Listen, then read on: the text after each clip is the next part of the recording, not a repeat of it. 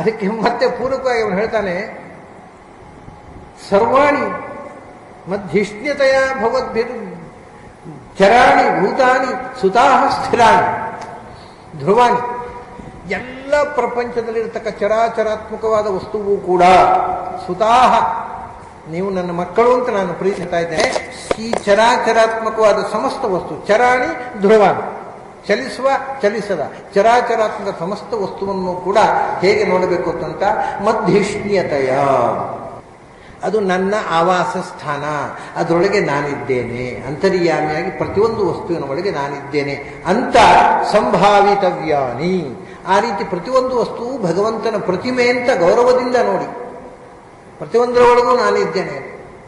ಪದೇ ಪದೇ ಓ ವಿವಿಕ್ತ ದೃಷ್ಟಿ ತದುತ ಅರ್ಹಣಮ್ಮೆ ಹೇಳ್ತಾನೆ. ಪ್ರತಿ ಹೆಜ್ಜೆಗೂ ಇನ್ನು ನೆನಪಿರಲಿ, ಯಾವತ್ತೂ ಕೂಡ ಈ ವಿವಿಕ್ತ ದೃಷ್ಟಿ, ಇದು ಭಗವಂತನ ಅಧಿಷ್ಠಾನ, ಇದರೊಳಗೆ ಭಗವಂತ ಇದ್ದಾನೆ. ಈ ಭೇದಜ್ಞಾನ ಆಧಾರ ಆಧೇಯ, ಇಡೀ ಜಗತ್ತಿಗೆ ಭಗವಂತ ಆಧಾರ, ಈ ಜಗತ್ತೆಲ್ಲ ಅವನಿಗೆ ಆಧೇಯ ಅನ್ನುವಂಥ ವಿವಿಕ್ತ ದೃಷ್ಟಿ, ದಿಸ್ ನಾಲೆಜ್ ಆಫ್ ಡಿಫರೆನ್ಸ್ ತದುತ ಅರ್ಹಣಮ್ಮೆ.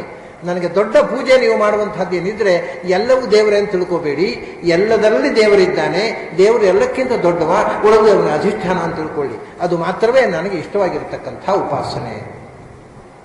ಅದನ್ನ ಪ್ರತಿಪಾದಯೇತ್ ಪರಾತ್ಮಾನಂ ಜೀವೇಭ್ಯೋ ಇದನ್ನು ಪದೇ ಪದೇ ಅನ್ಸುತ್ತೆ. ಪ್ರತಿ ಹೆಜ್ಜೆಯಲ್ಲಿ ಇದು ನೆನಪಿರಲಿ, ಎಲ್ಲಿ ಕೂಡ ಇದನ್ನು ಮರೀಬೇಡಿ.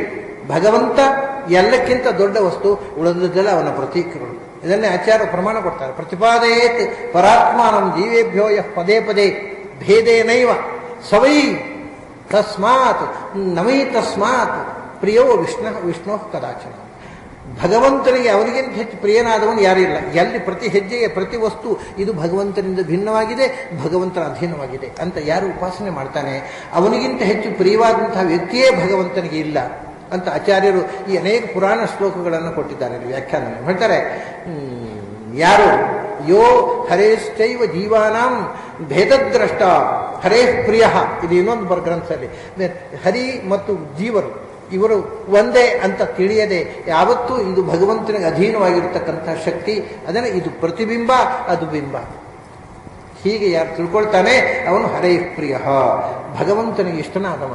ಆ ರೀತಿ ನೀವು ಈ ದೇಶದಲ್ಲಿ ಧರ್ಮವನ್ನು ಪ್ರಸಾರ ಮಾಡಿಕೊಂಡು ನೀವು ಭರತನಿಗೆ ಅನುವರ್ತನೆ ಮಾಡಿಕೊಂಡು ಈ ದೇಶದಲ್ಲಿ ಎಲ್ಲ ಕಡೆ ಈ ವೈಷ್ಣವ ಧರ್ಮ ಜಾಗೃತವಾಗುವಂತೆ ಮಾಡಿ ಅಂತ.